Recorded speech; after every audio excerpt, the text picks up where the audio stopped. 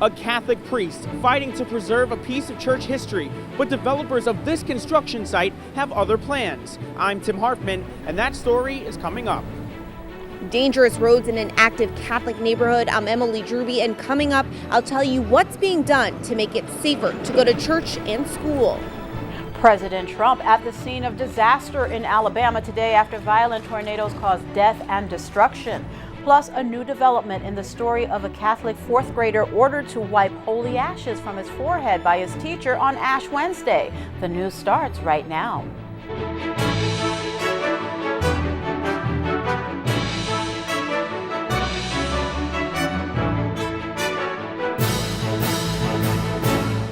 I wish people could see it forever. A Catholic priest wants to save a 19th century wall that could soon disappear from view. Good evening, everyone. I'm Liz Faublas. The facade is part of Catholic history. Now, new construction is threatening to shroud it forever. The only thing standing in the way, a Catholic priest. Currents News' Tim Harfman has the story from Manhattan's Upper East Side. Tim.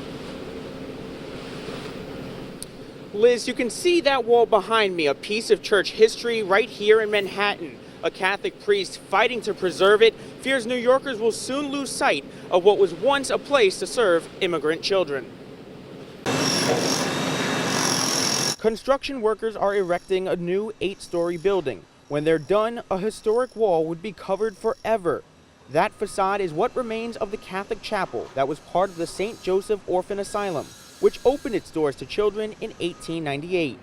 Over the years, many changes occurred at the site, but the facade stayed. Now the Spence School, a private institution for girls, is building a multi-million-dollar athletic facility. Having a school will make this a more lively block.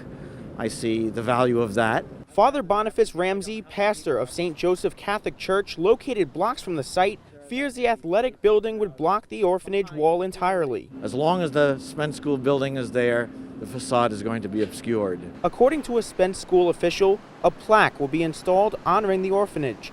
Plus, there's going to be a display inside the athletic building's entrance. Father Ramsey has other ideas. I asked whether the Spence School, for example, could put up a window so you could look on the facade from inside the school. Did they have to build a school so close to the facade? Though the new center won't damage the wall, Father Ramsey's stressing the history of the orphanage, which was part of his parish. In fact, St. Joseph Church still keeps baptismal records of the orphans dating back to the 1800s. Parents are listed where they know the names of the parents, and where they came from is also listed. Many from Germany. Residents who now live around the site have mixed reactions. Matthew Haynes approves of the plans the school has in place. This facility was part of that history, and to remember that history in some way is a very nice thing. But another neighbor, George Prado, says more needs to be done. It's not enough, really. No. It certainly is. This is a really important structure. What the work they did was incredible. And Father Ramsey wishes passerbys could see the facade forever, but he's just glad that the school will acknowledge the history of the orphanage. No word yet on when the athletic center will be completed. On the Upper East Side, Tim Harfman, Currents News. Liz, back to you. All right, Tim, thank you. There's danger facing pedestrians in Queens, a stretch of road where cars and trucks race between the Triborough Bridge and the Queens Midtown Tunnel has seen a 50% jump in deaths recently. Currents News' Emily Druby reports that the area is an active Catholic neighborhood and action is being taken to make it safer to go to church and to school. Every day, a Catholic family takes a chance when they cross the street to go to church, but the city's taking action that could ease some of the danger. A daily walk. Mariana DiVittorio and her son Leonard make the 7-minute trek from their Astoria home to Our Lady of Mount Carmel Church, where she has been a lifelong parishioner. It's a walk filled with fear. Depending on the time of day, it could be a very harrowing experience. That means crossing 21st Street, which the church's pastor, Monsignor Sean Ogle, says locals consider dangerous. It's tremendous traffic. There weren't enough traffic lights, and it's a big truck route as well as a bus route, very large vehicles, but at the same time you've got people living here. Mariana learned this firsthand while crossing the busy roadway. I stopped because of this car trying to make this turn, and I fell into the middle of the street. She credits God for saving her from being hit or killed during the terrifying accident. Hail Mary, full of grace, the Lord is with thee. Which left her with deep worries for others. I expect another disaster, and I don't want to see it. We came too close. This incident happened 20 years ago, but the DiVittorios say despite added traffic lights, the street has gotten worse. It's getting to be a very, very, very dangerous situation. We have been fighting for lights on 21st Street since we've been living on that side of the street, which is way over 45 years. That fight has started to work. Mayor Bill de Blasio announcing 21st Street between 50th Avenue and 20th Avenue to be a street the city is targeting for an upgrade to the city's Zero Vision program. We got to a point a few years ago where the number of traffic fatalities was almost as many as the number of murders in New York City. 21st Street in Astoria, one of several streets across New York City picked as priorities because data showed they were dangerous. Those streets will have their traffic signal light timing changed to reduce speeding and to give more time for people to cross. The roadways will also be targeted for future projects like speed cameras and beefed up police enforcement. Residents have hope. And I'm very happy they have finally recognized something along these lines. The traffic signals are supposed to change by the end of this year. Other actions could take a few years. Emily Druby, Currents News. President Trump and First Lady Melania touched down in Alabama this afternoon, surveying the tornado devastation that claimed the lives of 23 people in what is being called the deadliest tornado outbreak in nearly 6 years. Kristen Holmes has the latest. President Trump in Alabama, touring ground zero of Sunday's deadly tornado outbreak. The first family visiting parts of Lee County, meeting with people impacted by the EF4 tornado, as well as families who lost loved ones. 23 people were killed and parts of the community destroyed. The president spending time with Governor Kay Ivey and first responders, and reiterating his commitment to help with the recovery process. On Tuesday, President Trump declared the situation a major disaster, ordering federal aid to the state. Flags are flying at half staff across Alabama until sundown Sunday, honoring the lives lost, ranging in age from 6 to 89 years old. The youngest victim, 6-year-old Armando AJ Hernandez. As residents grieve and start the recovery process, they're facing another threat of severe weather this weekend, though weather experts say the danger is not as great as last weekend. In Washington, Kristen Holmes, Currents News. Crisis-plagued Venezuela faced new trouble today as a massive blackout plunged much of the nation into darkness. Car headlights provided the main source of illumination in downtown Caracas. The power failure hit during rush hour yesterday afternoon. Today, strongman Nicolas Maduro ordered schools and businesses to stay closed. He blamed his political opponents for the outage, accusing them of sabotage. Catholic journalist Cody Weddle is now free after being detained by the Venezuelan military. He arrived home safe and sound at Miami's airport late yesterday. He told reporters he was questioned for more than 10 hours with a hood covering his head. He said government agents accused him of espionage and treason. Worried no one knew of his fate, Weddle feared he would be held captive for a long time. Who knows how long, and there is some type of political token, political pawn. I wasn't aware that people were aware. Obviously, I think they are. So, thankfully, yeah, I think the word got out, and I think that really helped. So I'm really, really grateful that the word got out. Weddle lived in Venezuela for nearly 5 years and reported on the country's crisis for the Catholic News Service and other news outlets. Pope Francis this morning denounced the depraved hatred behind a wave of anti-Semitic attacks in various parts of the world. The Holy Father spoke out while meeting with a delegation of the American Jewish Committee. He praised them for their work and said interfaith dialogue can help overcome the anti-Semitic climate of wickedness and fury. On the floor of the U.S. House, a resolution condemning anti-Semitism and other forms of bigotry was overwhelmingly approved late yesterday. The measure was written after Congresswoman Ilhan Omar said supporters of Israel were pledging allegiance to a foreign country. The original resolution focused only on anti-Semitism, but was revised after Democratic colleagues came to Omar's defense. There's a lot more news headed your way. The latest on the teacher who forced a young boy to wipe the ashes from his forehead on Ash Wednesday. Bishop Nicolas DiMarzio talks about the holy season of Lent in tonight's Into the Deep segment. A story all parents should see, the frightening moments when the lid of a cooler slams shut with a young boy inside. Do you have a story idea or want to share a tip? Email us at newstips@thesalesmedia.org or call our 24-hour number 718-517-3122. We'll be right back.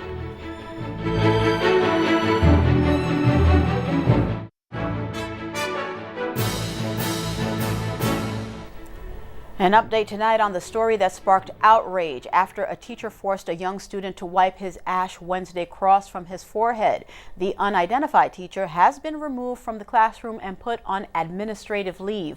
The student's grandmother said 9-year-old William McLeod was left crying and embarrassed after he heard the teacher's order. The teacher walked over and said, what is that? And I was like, it's Ash Wednesday and I'm Catholic, it's first day of Lent. And he's like, no, it's inappropriate, go take it off. The Salt Lake City school later had a deacon re-administer William's ashes. The teacher has since apologized. A cardinal is offering an interesting suggestion to young people on what they could do as penance for Lent. Cardinal Patrick DiRosario is telling young people to turn off their cell phones on Fridays. The Bangladeshi cleric is asking young men and women to power down their devices every Friday from 6 a.m. to 6 p.m. until Easter Sunday. Cardinal DiRosario told the young Catholics the love of their phones should not be more than their love for Jesus Christ. Leading Catholics into the Lenten season in the Brooklyn Diocese is our shepherd, Bishop Nicolas DiMarzio. Tonight, he discusses getting ready for the resurrection of Christ with Ed Wilkinson. Ed. Thank you, Liz. And Lent has already begun, and so we're going to talk to Bishop DiMarzio today about this sacred season of the year. Bishop, it's Lent time again. Here we go. Why do we have Lent year after year after year? Well, we have Easter every year, and this is a preparation for Easter. That's what the whole purpose of Lent is, to celebrate the Paschal mystery, to enter into the life-saving death and resurrection of Jesus Christ. That's why we have Lent. Mm-hmm. It begins with ashes on Ash Wednesday. Ashes on Ash Wednesday. Do people understand what that symbol of ashes means? Well, I don't know if they understand it, but they seem to like it. Even people who don't go to church all the time come for those ashes. A lot of crowds come throughout the day, right? There's a basic realization for most people that life is limited. Ashes are a symbol of death, a reminder that we have to do better to avoid ultimate death, which is sin, or losing God's grace, so that we do not have an eternal life in heaven. Yeah, years ago the Lenten regulations, so to speak, used to be a lot stricter than they are today. They fasting and abstinence. Today we're really asked to do the minimum. I mean, what you think we're that's asked to do the minimum, but we hope that people do more than the minimum. They've been relaxed. It was rather difficult in the past. Sure. I remember the calendar with the fishes and a half fish, and so what was today, what you're doing. Maybe that was too strict, but now people have an opportunity to pray, to fast, and to give alms, a variety of things that are all part of the Lenten season. Fasting is a great tradition within Christianity and other religions too. Fasting is not just that we deny ourselves something, but that we're opening ourselves up more to God because of that denial, because of what we say we're not going to do.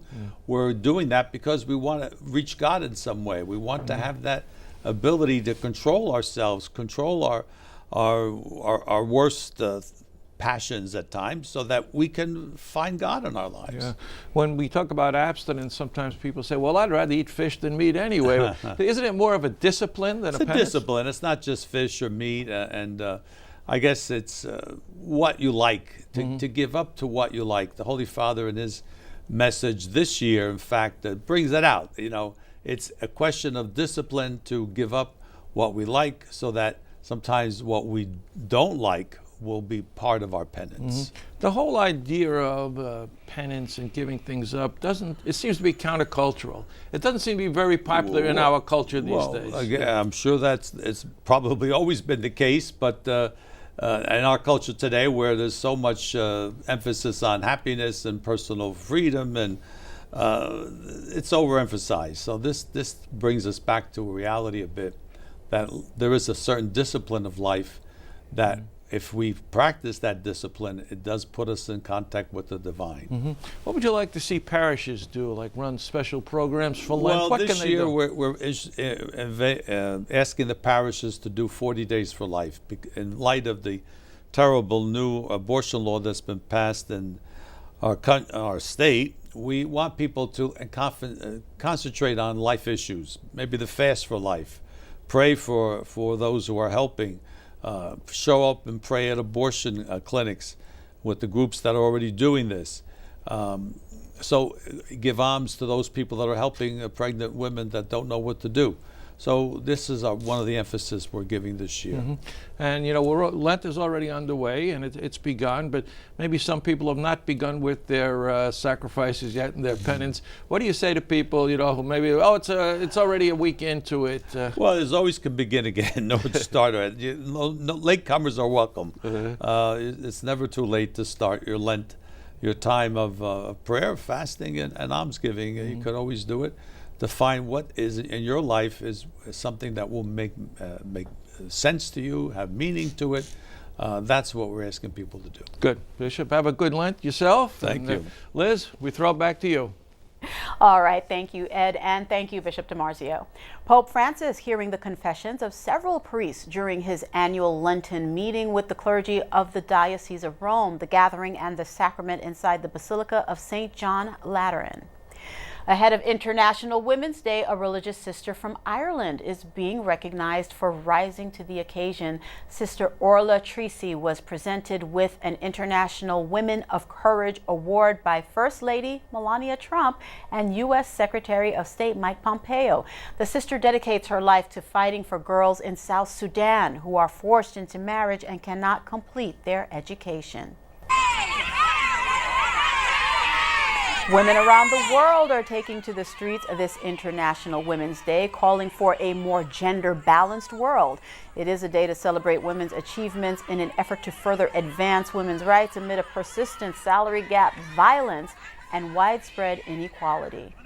Today, Pope Francis said women build the world with peace and love as he marked the International Day. Throughout his entire papacy, Francis has made concrete actions to include women and appoint female leaders in the church. The Holy Father also joining in celebrating International Women's Day, saying that women are an essential part of the church. Il ruolo della donna nella Chiesa non è soltanto la maternità, la mamma di famiglia, ma è più forte, è proprio l'icona della Vergine, della Madonna, quella che aiuta a crescere la Chiesa. Francis added that a church without women is like the apostles without Mary. Still to come on Currents News, a chilling moment caught on camera, and it's a warning that every parent should watch. And the road to Emmaus, now open for pilgrims to walk the way of Christ. We'll be right back.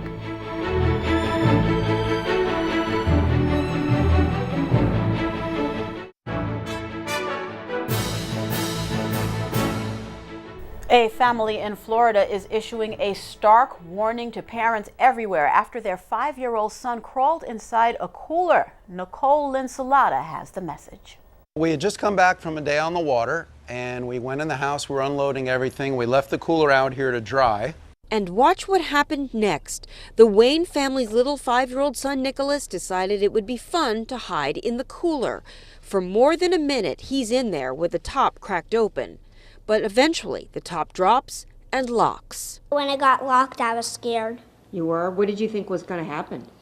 Like, I got locked in there forever. We heard this muffled scream. It was an awful scream, as if a child had fallen and gotten really hurt. We came running out, and you couldn't tell where the scream was coming from. Finally, Rob turned and looked to the cooler. We opened it up, and he was in there.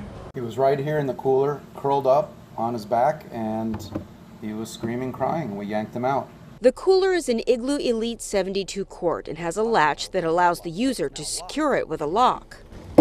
So what he had done, he had climbed in the cooler, and it was like that. And then in the video, you can see his tiny little fingers push that out, and now he was trapped inside. Fortunately for Nicholas, he was only in there a few seconds with the lid all the way down, but the Waynes want to make sure nothing like this happens to another child. They've reached out to Igloo and to the store where they purchased it. Every thought goes through your mind. What if I didn't hear him? What if I was out front? What if I was upstairs? What if I was in the shower? I mean, that's why we want to get this out there. The Waynes family has since removed the lock from the cooler so that they won't have to live through this frightening ordeal ever again. Some members of the NYPD visited Rome this week as they commemorated the life of Officer Joseph Petrosino, who died in Palermo back in 1909, the only member of the department to die serving outside of the United States. Petrosino was murdered by Sicilian mafia less than a year after his only daughter was born. The gospel states that Jesus appeared to comfort two disillusioned disciples in the stretch of road between Jerusalem and the city of Nicopolis. He was with two disciples who had just witnessed his crucifixion. Now that special path is open for pilgrims to visit. Isabella Sanchez has that report. Christian tradition identifies this ancient basilica as the place where Jesus revealed himself to two disciples when he broke bread. These are the ruins of Emmaus Nicopolis, a place that has been revered since the first centuries of this era. Pilgrims can now relive this experience. This is thanks to an initiative of the Saxon Foundation and JNF, an Israeli NGO dedicated to the environment. Lo que hemos hecho es marcar el camino. We've marked the way with a series of milestones every 600 feet. It's a road that partly already existed because it is about 2,000 years old. The path goes along a Mediterranean forest where there are several archaeological sites, each explained through indicative panels. It is 11 miles in total, roughly a 4-hour walk, accessible to all visitors. The ruins of this basilica bear witness to a secular devotion, which today is guarded by the community of the Beatitudes. In the Byzantine time, it was a large city called Nicopolis, and there was a big church built here, in fact a cathedral, because it was a bishopric here. We have here also ruins from the Jewish tombs from the time of Jesus. In this place, pilgrims can now travel on roads filled with history in every step. The route is downhill at about 2,600 feet above sea level, and it is said to be an easy road for all visitors ages 5 to 80 years old. Well, today was career day at my alma mater, Nazareth Regional High School in Brooklyn. I had the privilege, along with my colleague Melissa Anaye, youth reporter for the Tablet, of speaking to some of the students this morning, sharing our experiences and answering their many questions about journalism. And they asked some great questions about college, work, and their studies. Principal Providencia Chies and her staff should be very proud of these bright young men and women. And we are proud of our Michelle Powers, who spent the day at her alma mater, Fontbonne Hall, for International Women's Day, where she inspired the young women by sharing her personal experience as a successful professional woman. Today, an example of just one of the ways the Currents News team is able to give back to you, our community. That is Currents News. I'm Liz Faublas. Thank you for joining us, because we are putting your faith in the news. I hope to see you again next time.